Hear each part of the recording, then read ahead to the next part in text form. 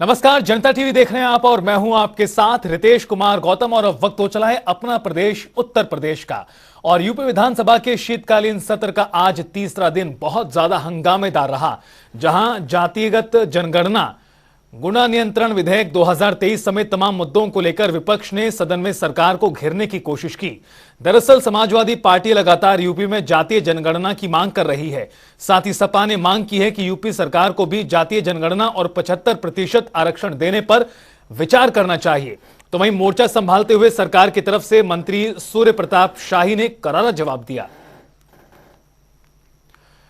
विधानसभा में गहमा गहमी के बाद उप मुख्यमंत्री ब्रजेश पाठक का बयान सामने आया। उन्होंने कहा कि हमारी सरकार निरंतर प्रदेश के विकास के लिए काम कर रही है। आज यूपी में जीरो टॉलरेंस की नीति पर काम किया जा रहा है और अपराध और अपराधियों पर शिकंजा कसा जा रहा है। डेवलपमेंट के लिए, इंफ्रास्ट्रक्चर को मजबूत करने के लिए, रोजगार को बढ़ावा देने के लिए और हर स्थिति में उत्तर प्रदेश राज्य को नंबर 1 पर लाने के लिए हमारी सरकार काम कर रही है। आज पूरे देश के पैमाने पर उत्तर प्रदेश की कानून व्यवस्था की चर्चा होती है, इंफ्रास्ट्रक्चर की चर्चा होती है, एक्सप्रेसवेज की चर्चा होती है, वन डिस्ट्रिक्ट वन प्रोडक्ट की चर्चा होती है।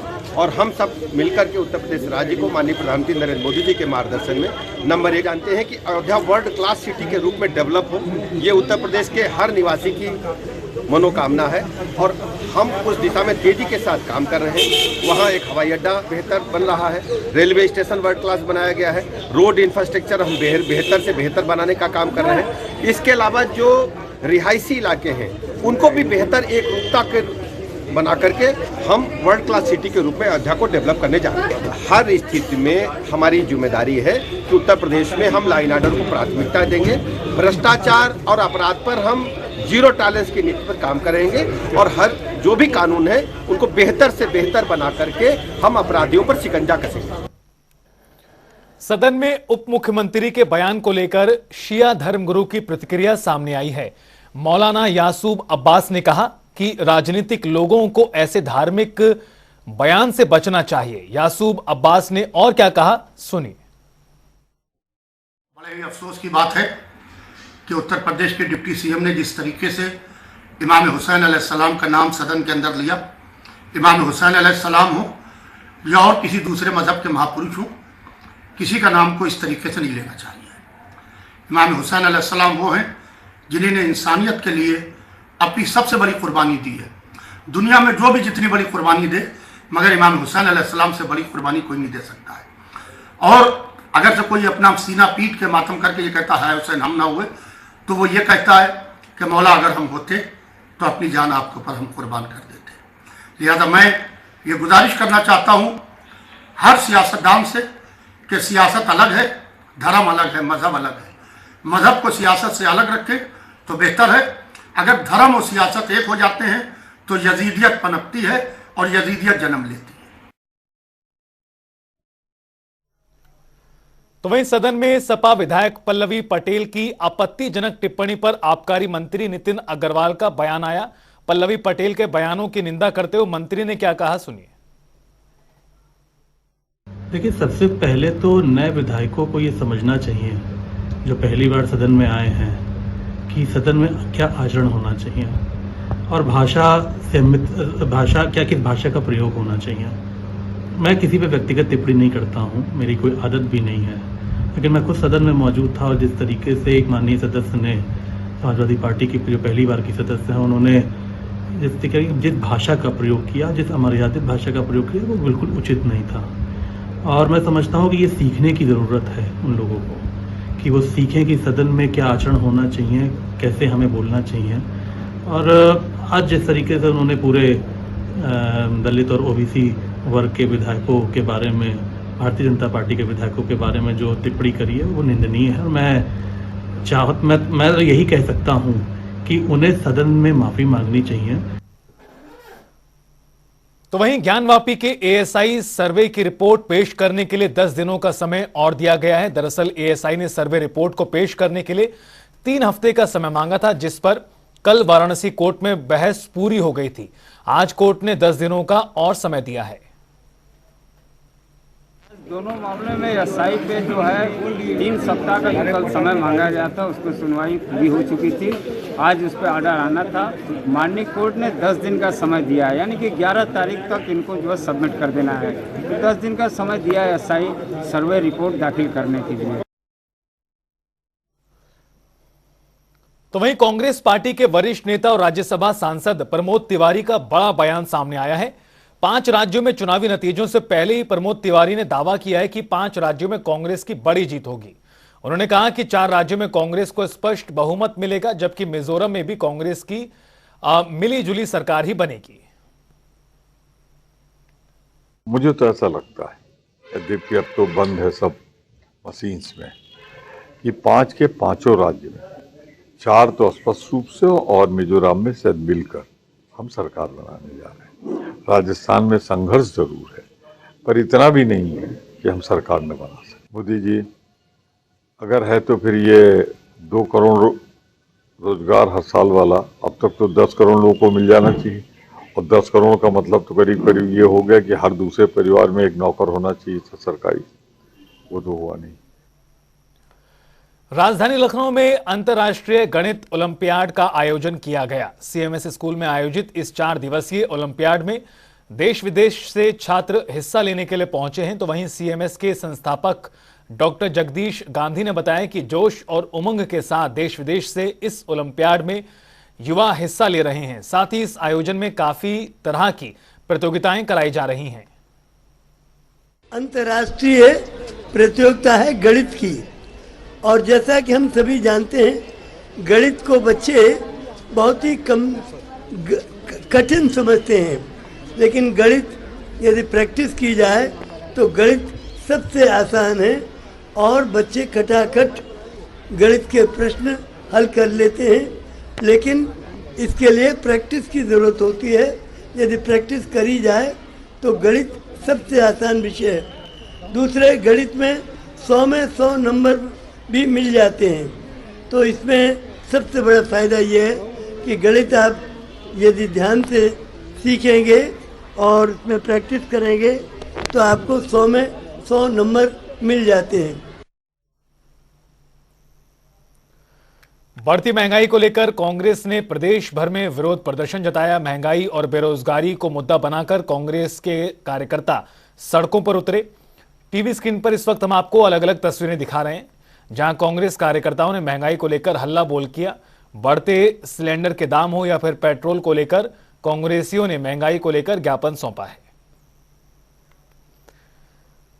कानपुर देहात में एक परिवार को बिल्ली पालना भारी पड़ गया। दरअसल 1 सप्ताह के अंदर ही पिता और पुत्र की मौत हो गई, जिससे परिवार में कोहराम मचा हुआ है। कानपुर देहात से हमारे संवाददाता गौरव शुक्ला की रिपोर्ट आपको दिखाते हैं। आजकल घरों में कुत्ते और बिल्ली पालना लोगों के लिए फैशन सा बन गया है, लेकिन जरा सोचिए, जब यही कुत्ते और बिल्ली लोगों के लिए जान के दुश्मन बन जाएं तो मंजर क्या होगा। ऐसा ही मामला कानपुर देहात के कस्बा अकबरपुर में देखने को मिला, जहां एक व्यक्ति ने अपने घर में एक बिल्ली को पाल रखा था। सभी उसे दुलार करते, घर में खिलाते पिलाते थे, लेकिन अचानक एक आवारा कुत्ते ने उस बिल्ली को अपना शिकार बनाया और बिल्ली को काट लिया, जिसके चलते बिल्ली में रेबीज के सिम्टम्स आ गए और वह खूंखार बन गई। एक दिन खेलते खेलते घर के एक 22 वर्षीय युवक को बिल्ली ने निशाना बनाया और उसे काट लिया, जिसके चलते बच्चे की तबीयत बिगड़ी और अचानक उसकी मौत हो गई। ठीक इसी तरह से कुछ दिन बाद बिल्ली ने एक व्यक्ति को निशाना बनाया, जिसके चलते उस व्यक्ति की भी मौत हो गई। एक ही घर में पिता और पुत्र की मौत हो जाने के बाद घर में और परिवार में दहशत का माहौल बन गया। लोग खौफजदा थे। धीरे धीरे जब इसकी जानकारी अन्य लोगों को हुई तो घर में रहने वाली महिला और बेटी को जांच पड़ताल के लिए कानपुर महानगर भेजा गया, जिससे उनकी जांच हो सके और उनके अंदर रेबीज के क्या सिम्टम्स हैं इसकी जांच की जा सके। हालांकि कस्बे में, क्षेत्र में अभी तक हड़कंप सा मचा हुआ है कि एक बिल्ली इतनी घातक कैसे हो सकती है। अब देखना यह होगा कि उन माँ बेटी की जांच रिपोर्ट क्या आती है, लोगों को कितनी सहूलियत मिलती है, उनके अंदर दहशत का जो माहौल है कितना शांत हो पाता है। कानपुर देहात से गौरव शुक्ला, जनता टीवी। और चलिए अब आपको दिखाते हैं ताबड़तोड़ अंदाज में खबरें। इटावा में पुलिस और बदमाशों की मुठभेड़, आरोपी को लगी गोली। लखनऊ में डॉक्टर शकुंतला देवी विश्वविद्यालय में छात्रों के बीच झड़प, अपनी मांगों पर अड़े छात्र छात्राओं का चल रहा भारी प्रदर्शन। लखनऊ में कांग्रेस पार्टी का गैस सिलेंडर के दामों को लेकर प्रदर्शन, मांगों को लेकर सौंपा ज्ञापन। प्रतापगढ़ में जनसत्ता दल का स्थापना दिवस धूमधाम से मनाया गया, सैकड़ों कार्यकर्ताओं ने काटा केक। कन्नौज में यातायात माह के आखिरी दिन पूरे जिले में किए गए जागरूकता कार्यक्रम, 60 बाइक चालकों को पुलिस ने दिए हेलमेट। आगरा में कमिश्नर और डीएम ने कैलाश मंदिर कॉरिडोर का किया निरीक्षण, कई विभाग के अधिकारी रहे मौजूद। कानपुर में यातायात माह का समापन कार्यक्रम, एडीजी आलोक सिंह ने की शिरकत। स्कूल के छात्र छात्राओं ने यातायात के प्रति नाटक कर लोगों को जागरूक किया। प्रतापगढ़ में एएसपी विद्यासागर मिश्रा ने हरी झंडी दिखाकर यातायात माह समापन रैली को रवाना किया। अलीगढ़ में दबंगों ने महिला सुरक्षा की उड़ाई धज्जियां, महिला के साथ जमकर मारपीट। मुजफ्फरनगर में यातायात माह का समापन, एसएसपी ने रैली को दिखाई हरी झंडी। बरेली में बस और स्कॉर्पियो गाड़ी की टक्कर, 8 लोग गंभीर रूप से घायल। कानपुर में बिल्ली पालना परिवार को पड़ा भारी, पालतू बिल्ली में फैले रेबीज से पिता पुत्र की मौत, इलाके में हड़कंप। मुजफ्फरनगर में डीएम ने लोकसभा चुनावों के लिए कसी कमर, कर्मचारियों के पेच भी कसे, 18 से 19 साल तक के युवाओं को वोट डालने का अनुरोध किया। बांदा में पुलिस और लुटेरों के बीच मुठभेड़, आरोपी को लगी गोली, किया गिरफ्तार। फर्रुखाबाद में बेखौफ दबंगों ने दंपत्ति को बेरहमी से पीटा। मुजफ्फरनगर में तेज रफ्तार ट्रक ने भाई बहन को रौंदा, मौके पर दोनों की दर्दनाक मौत। फतेहपुर में युवक को हुआ नीदरलैंड की लड़की से प्यार, वैदिक रीति रिवाज से गांव में ही रचाई गई शादी। बाराबंकी में छात्रा से छेड़खानी करना, युवक को पड़ा भारी, बीच सड़क पर ही छात्रा ने युवक की कर दी पिटाई, पुलिस ने किया गिरफ्तार। सुल्तानपुर में बोलेरो ने बाइक को रौंदा, 2 युवकों की मौके पर मौत, एक की हालत गंभीर। गाजीपुर में यातायात माह का समापन, यातायात नियमों के प्रति लोगों को किया गया जागरूक। गाजियाबाद में पूर्व एडीजी का डीप फेक वीडियो वायरल, बुजुर्ग के साथ की 74,000 रुपए की ठगी, मामला दर्ज।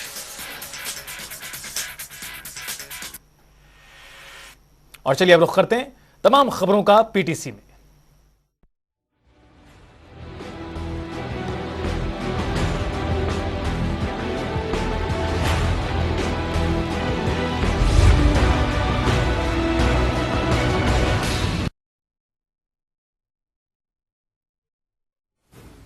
लखनऊ में एक तरफ जहां विधानसभा सत्र के अंदर माहौल गरमाया हुआ है, वहीं तरफ राजधानी की सड़कों पर भी जगह प्रदर्शन को लेकर के माहौल गर्म हो गया है। आज कांग्रेस ने बहुत तेज धारदार प्रदर्शन किया और उसने महंगाई को मुद्दा बनाते हुए, बेरोजगारी मुद्दा बनाते हुए मांग की कि सरकार को महंगाई बेरोजगारी पे जो है लगाम लगानी चाहिए।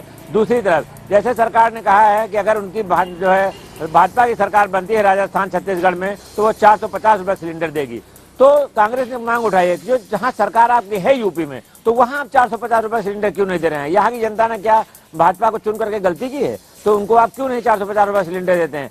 अब देखना है कांग्रेस की मांग कितना जो है सरकार समझती है और आम जनता कितना राहत दे पाती। लेकिन इतना जरूर है, कांग्रेस ने भाजपा की मुद्दे को ही भाजपा के मुंह में डाल दिया है और कहा है कि देखिए भाजपा कैसे आपको देती है। आम जनता के सामने भाजपा को खड़ा करने के लिए कांग्रेस ने ऐसे मुद्दे उठाए हैं और उम्मीद की जा रही है कि कांग्रेस ऐसे ही जो मुद्दे उठा करके आम जनता को में अपनी छवि बनाएगी। अब देखना यह है कि जनता कांग्रेस को कितना तवज्जो देती है, ये तो समय ही बताएगा। कैमरा पर्सन रियाज के साथ टीएन मिश्रा, जनता टीवी, लखनऊ। डॉक्टर राम मनोहर लोहिया आयुर्विज्ञान संस्थान का तीसरा स्थापना दिवस समारोह लखनऊ में इंदिरा गांधी प्रतिष्ठान के जुपिटर हॉल में आयोजित किया गया। कार्यक्रम में मुख्य अतिथि के रूप में माननीय ब्रजेश पाठक, जो कि उप मुख्यमंत्री के साथ साथ में स्वास्थ्य मंत्री उत्तर प्रदेश सरकार हैं, शामिल हुए।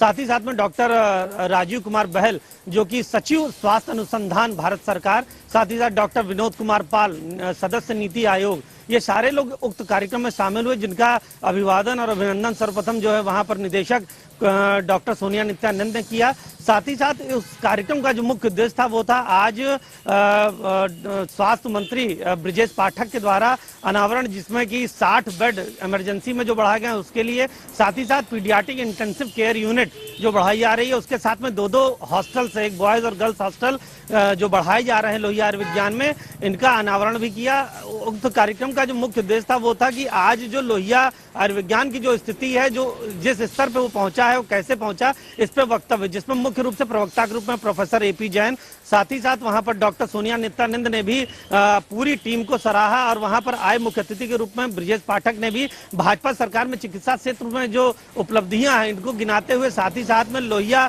आयुर्विज्ञान ने जो अपने स्तर को कायम किया, इसके लिए उनको बहुत बहुत धन्यवाद दिया और सराहा। साथ ही साथ ये भी बताया कि आज हम उस स्थिति में है कि प्रदेश में 75 जिलों में 65 जिलों में हमारा मेडिकल कॉलेज चल रहा है और साथ ही साथ हम लोग QCI के मानकों को भी पालन कर रहे हैं। ये सारी बातें और सारी उपलब्धियों को वहां पर उपस्थित माननीय ब्रिजेश पाठक ने इस चीज को बताया। अब देखना यह कि भाजपा सरकार में जो चिकित्सीय क्षेत्र को जो दिन प्रतिदिन नए नए जो कदम उठाए जा रहे हैं, इनसे कहां तक गरीब आदमी को या एक सामान्य आदमी को लाभ मिल पाता है, ये तो आने वाला वक्त ही बताएगा। कैमरा पर्सन रियाज के साथ सत्यव्रत शुक्ल, जनता TV, लखनऊ।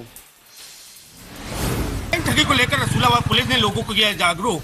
आपको बताते चले, जनपद कानपुर देहात के रसूलाबाद कोतवाली में कोतवाल मुकेश कुमार सोलंकी के द्वारा लोगों को ऑनलाइन ठगी के विषय पर जागरूक किया गया, जहां पर लोगों को बताया गया किस तरीके से लोग ऑनलाइन फ्रॉड करते हैं और लोगों के साथ धोखाधड़ी करके एक लंबी रकम निकाल लेते हैं और जिससे लोग यानी कि आर्थिक रूप से काफ़ी नुकसान झेलना पड़ता है। जहां पर कई बार लोग यानी कि नाम बदल कर अपने आप को एक यानी कि सिविल सर्विस में बताते हुए लोगों के ऑनलाइन ठगी करते हैं। साथ ही OTP के माध्यम से भी ठगी होती है, जिस विषय पर कई साइबर क्राइम की ठगी को लेकर रसूलाबाद पुलिस ने लोगों के साथ जागरूकता अभियान चलाया, जहां पर लोगों को साइबर क्राइम के विषय पर जागरूक किया गया। अब देखना ये होगा कि लगातार जहां रसूलाबाद पुलिस साइबर क्राइम को लेकर अलर्ट है और लोगों में जागरूकता फैला रही, आखिर में इस जागरूकता का असर कितना लोगों पर पड़ेगा। विशाल सिंह, जनता TV, रसूलाबाद, कानपुर देहात।